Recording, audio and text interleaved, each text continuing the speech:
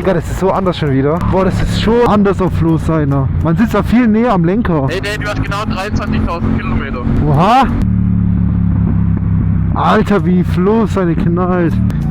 Alle Flo, deine Spiegel sind echt fatal. Digga, ich sehe da gar nicht. David seine sind übel entspannt, weil David seine ist chillig zu fahren. David sieht aus wie ein Rentner. Den Rentner. Ja, weil du so aufrecht sitzt, so entspannt.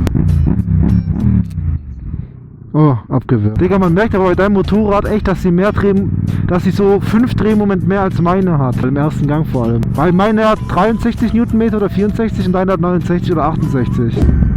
Dein Motorrad hat ein komisches Geräusch gemacht, Flo. Wirklich? So, Ja, das ist ABS. echt? Warum? Weil du zu früh runtergeschaltet hast wahrscheinlich. Nein, ich hab gar nicht geschalten. Ne? Servus. Ja, okay. Alter, Dicker, was kam da denn raus? Hat er auch Gas gegeben, oder Ja. Ja. Oh, Dicker, der vergast uns.